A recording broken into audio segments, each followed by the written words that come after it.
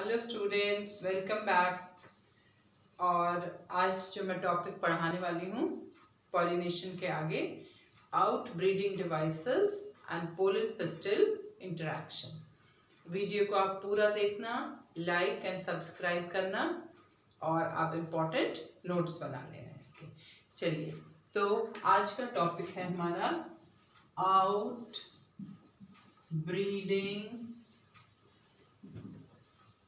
Devices. Outbreeding devices, तो ये हमारी आउटब्रीडिंग डिवाइसेस क्या है? हमने पढ़ा पॉलिनेशन, ऑटोगैमी, गेटेनोगैमी, जेनोगैमी, है ना। Autogamy self pollination, geitonogamy same plant है लेकिन जेनेटिकली तो सिमिलर है, फ्लावर अलग है ना। तो नेचर क्या फॉलो करता है? Nature wants what? Nature is very special. Nature wants cross pollination. तो वो सारे तरीके, वो सारे मेथड, वो सारी डिवाइसेस जो नेचर में फॉलो होती हैं to prevent self pollination is known as outbreeding devices. तो ये सारे मेथड जो है हमारे किस में आते हैं? आउटब्रीडिंग डिवाइसेस में आते हैं। ठीक है, तो आउटब्रीडिंग डिवाइसेस के लिए what are the contrivances that is found in nature to prevent self pollination, and why nature wants to prevent self pollination? In order to avoid inbreeding depression. Outbreeding devices क्यों होती है, इसका क्या advantage है? This is to prevent what? Inbreeding depression. This is inbreeding depression. Inbreeding depression से जो loss होता है, सेल्फ पॉलिनेशन से जो लॉस हो गया, तो बार सेम आपको वैरायटी मिल रही है। To prevent that inbreeding depression, nature follows what? Different outbreeding devices. Because nature में क्या चाहिए? Genetic variation. ठीक है, this is to prevent inbreeding depression and to get what? Genetic variability. ठीक है, यहाँ पे मैं लिख देती हूँ, to get genetic variability. Genetic variability की जरूरत होती है किसमें? एनवायरनमेंट में। ठीक है, variations are many time very useful. तो what are the कॉन्ट्रीवेंसेस, what are the method that nature follows?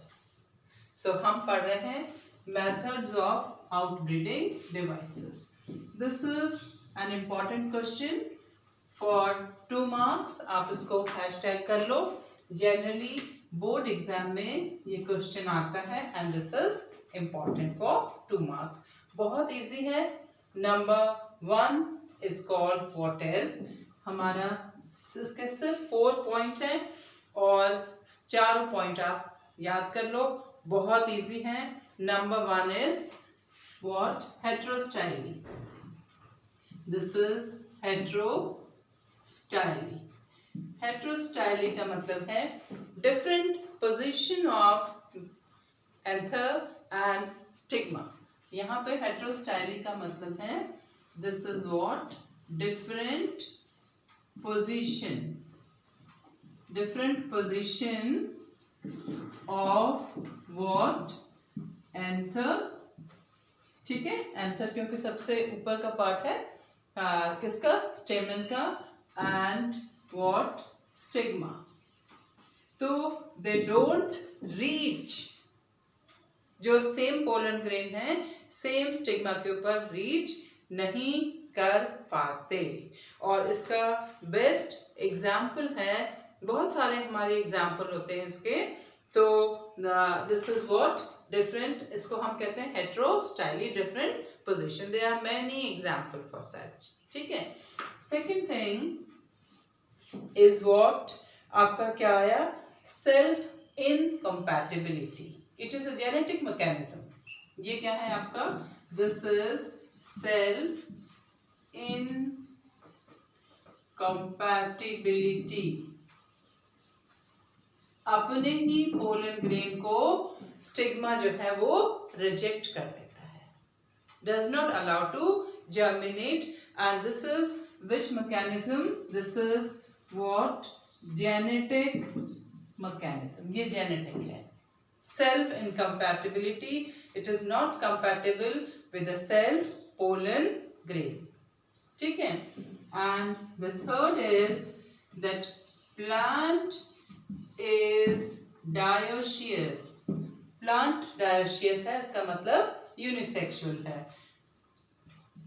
Plant is dioecious, that is what? Unisexual. आपने बहुत सारे प्लांट देखे होंगे, जैसे कि पपाया. पपाया क्या है? मेल प्लांट अलग होता है एंड फीमेल प्लांट अलग होता है. ठीक है. So there is what? No question of what? Autogamy. Example is what? Papaya. Papaya में देखो, the whole plant is what? Either male or female. So there is no question of what? Autogamy. है ना. तो वहां पे क्या होगा? Self pollination नहीं होगा, क्रॉस होगा. यहाँ पे क्रॉस पॉलिनेशन होगा. डिफरेंट पोजीशन है तो क्रॉस पॉलिनेशन होगा. ठीक है. अब डेट पाम में भी ऐसे होता है, वेलिस्नेरिया में भी ऐसे होता है. अब आपका सब चीज को छोड़ो, आपका fourth and very important point is unisexuality. Unisexuality. अब फ्लावर जो है यूनिसेक्सुअल हो गए.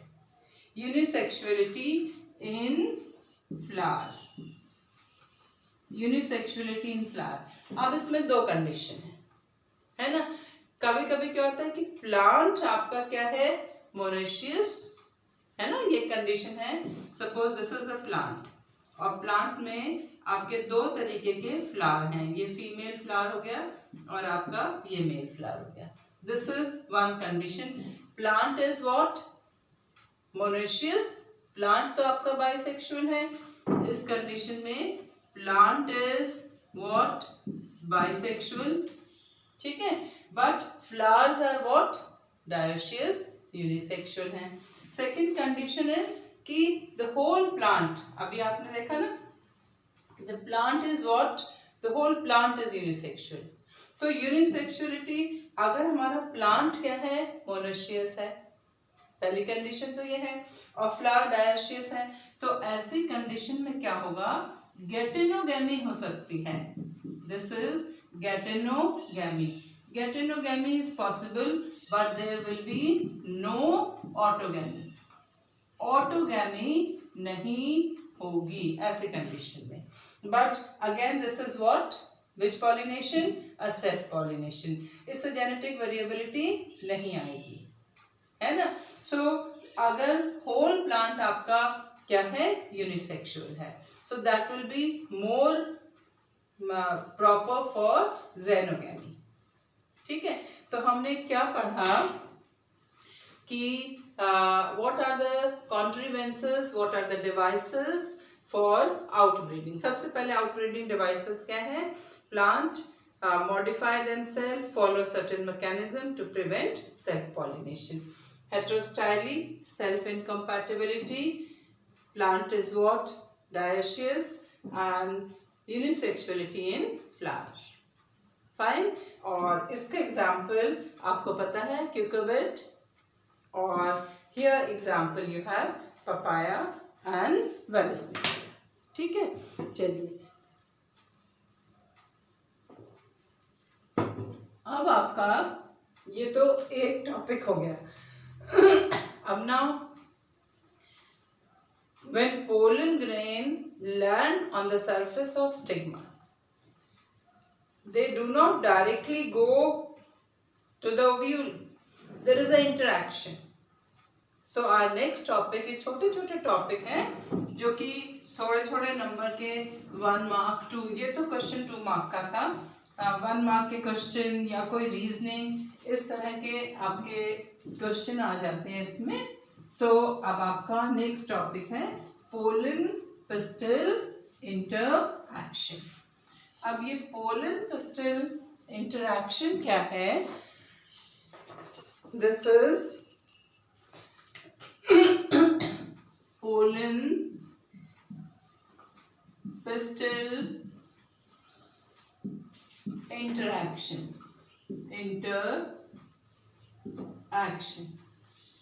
Pollen pistil interaction. What is this pollen pistil interaction? तो एक्चुअली में क्या है कि stigma has a ability to recognize that pollen grain which has land on its surface is of right type or not. अगर वो सही तरीके का है तो वो जर्मिनेट कर सकता है, कंपैटिबल होगा। अगर नहीं है तो वो जर्मिनेट नहीं करेगा। And this is what compatibility of pollen grain and stigma. तो सबसे there are again 4 points to learn. तो आपको क्या पढ़ना है? सबसे पहले कैसे जब pollen grain, this is what the surface of the stigma, and when the pollen grain, ये आपका stigma style ovary हो गया, when a pollen grain land on the surface of stigma, ये पोलन ग्रेन लैंड कर गया, ठीक है।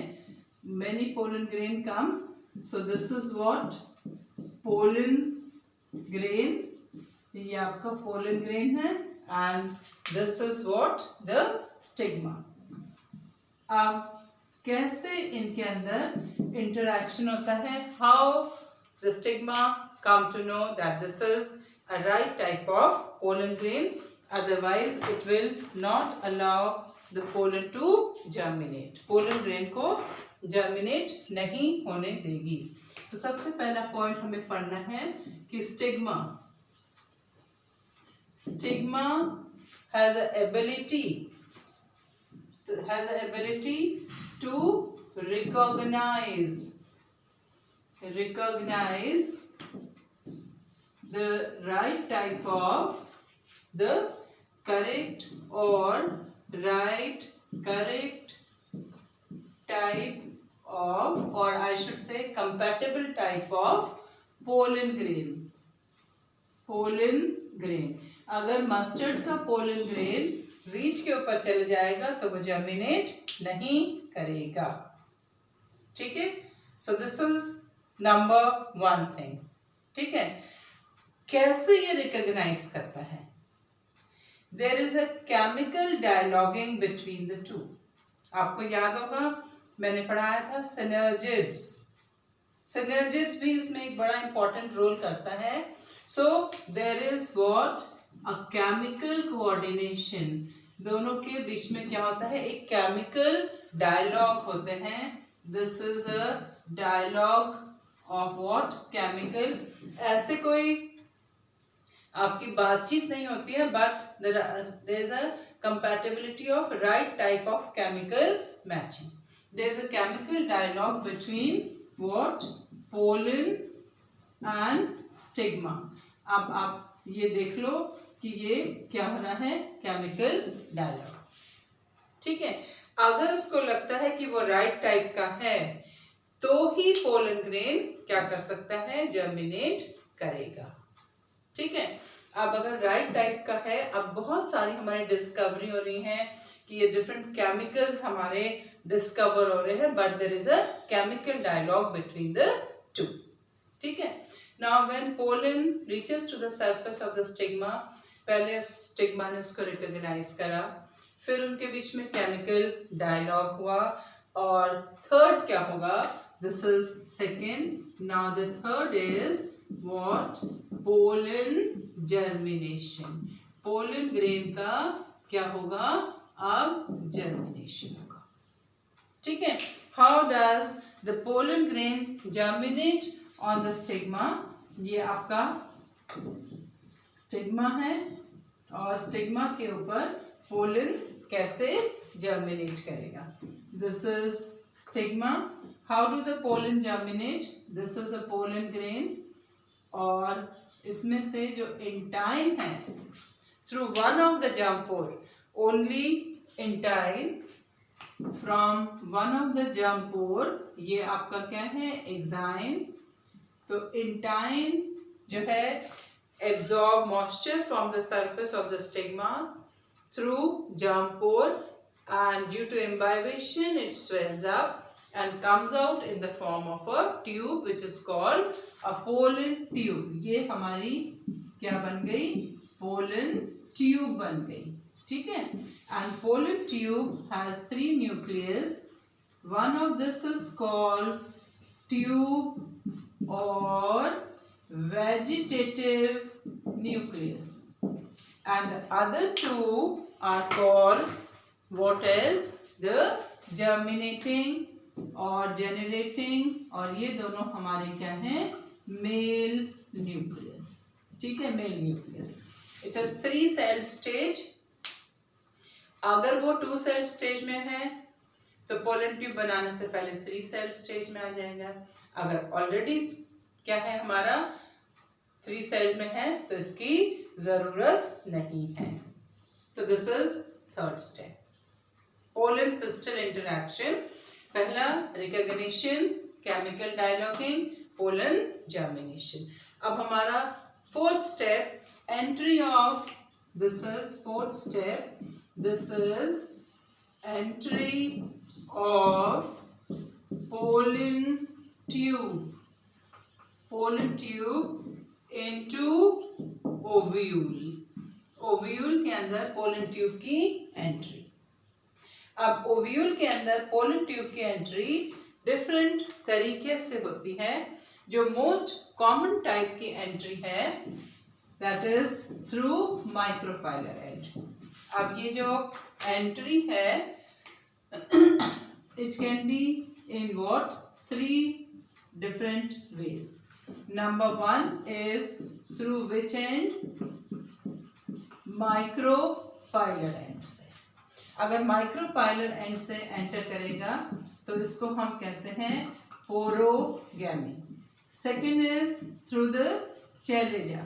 Now this is most common type. सबसे common type है हमारी porogamy.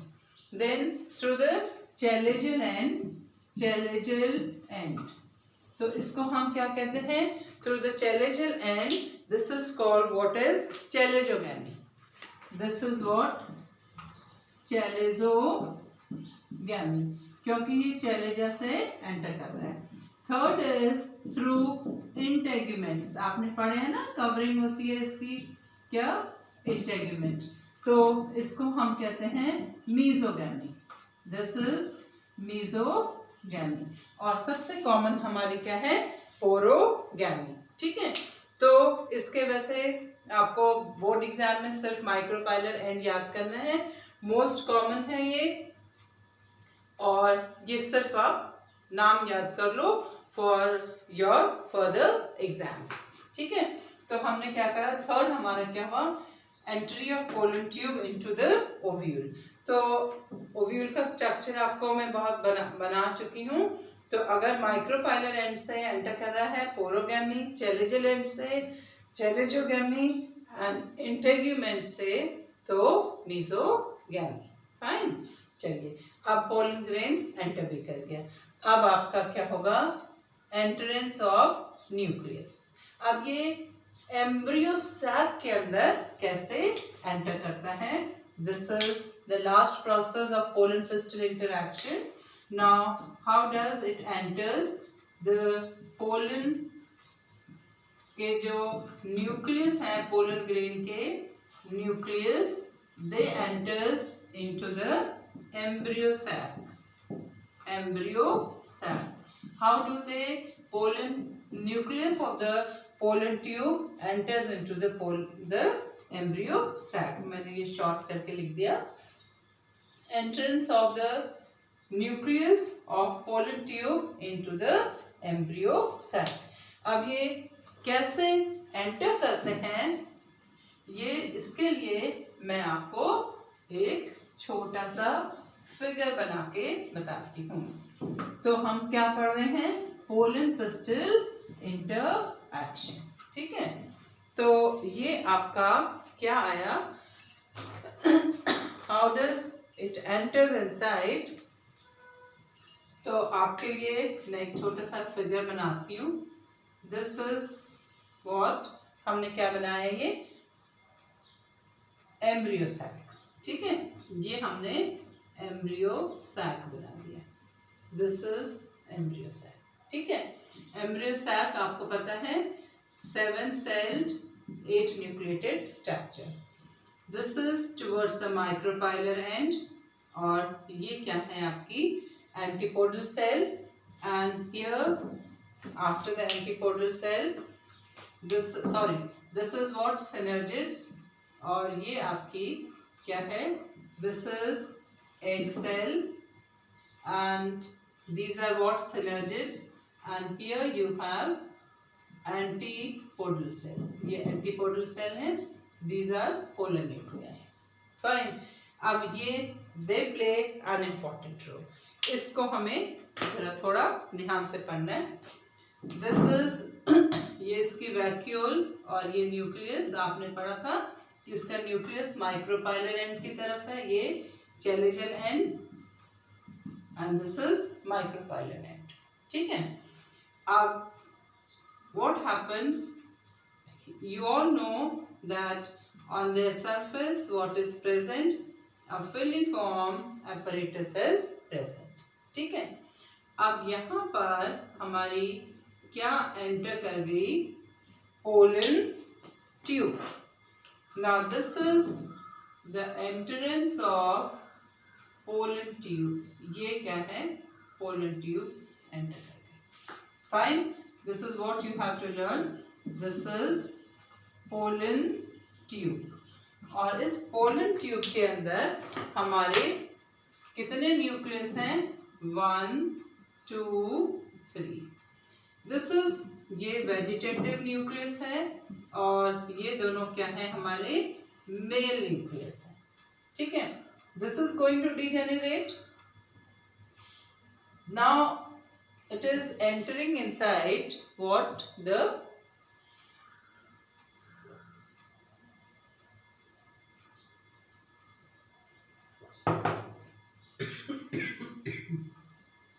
it is entering inside what, synergids। ये क्या है, हमारी कौन सी सेल है, synergids, ठीक है। तो जैसे ये सिनर्जिड्स के अंदर एंटर करती है तो ये सिनर्जिड सेल डीजेनरेट होने लगती हैं, but they guide the location of egg cell and polar nuclei to the male nucleus, ठीक है। ये क्या है, हमारा एंट्रेंस है, और ये सिनर्जिड्स क्या है, ग्रेजुअली दे विल डीजेनरेट।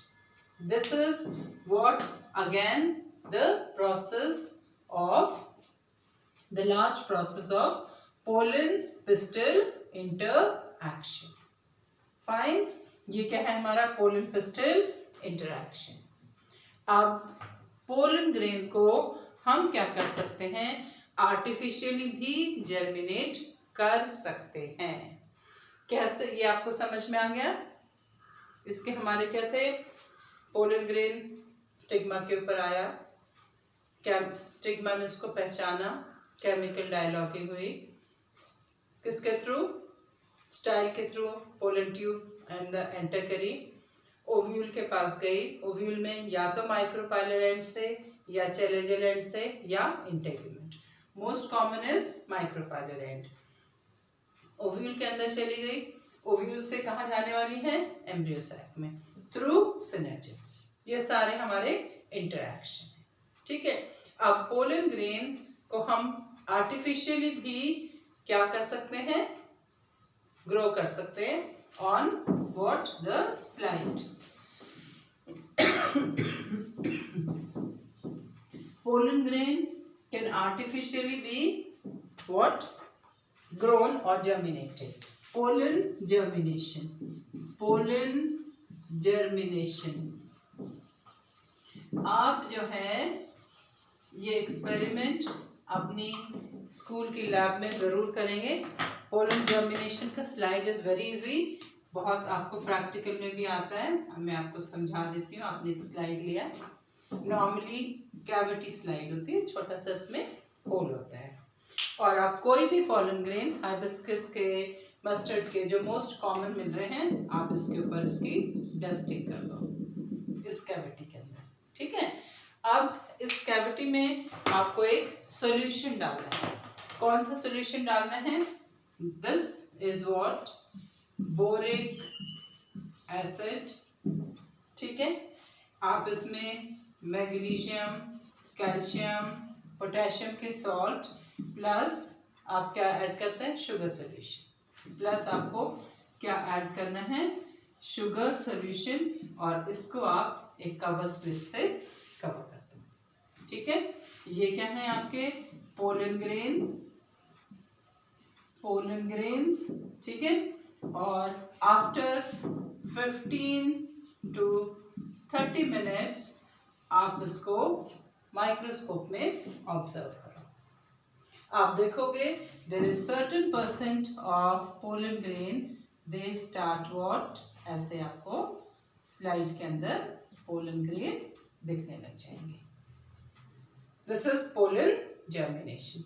बहुत सिंपल एक्सपेरिमेंट है. आपके बोर्ड एग्जाम में प्रैक्टिकल में ये एक्सपेरिमेंट आता है, पोलन जर्मिनेशन. और आप इसका डायग्राम बना के इसकी लेबलिंग अच्छे से कर सकते हैं. ओके. जब हमने पोलन का जर्मिनेशन लैब में क्या करता है, तो हम इसको क्या कहते हैं? In vitro germination. Fine. This is called what is in vitro germination. Now, pollen grain का in vitro germination हो गया. We can also do what? Artificial hybridization. Hybridization. What is artificial hybridization? That means you have to make a new plant of your own choice by using a specific kind of pollen grain and specific type of what? Stigma. For that, what we have to do, number one, we have to do is what? The very first thing is selection of parents. सबसे पहले हमें क्या करना है? Parents का selection करना है separately. Male and a female, आपने 2 पेरेंट सेलेक्ट कर लिया. ठीक है. Second thing, if a female parent is, if a female is bisexual, तो आपको क्या करना है? emasculation. You have to do what? Emasculation. If unisexual, then you don't have to go for emasculation. Emasculation के बाद में, this is emasculation, then you have to keep a bag around it, that is called bagging. Fine.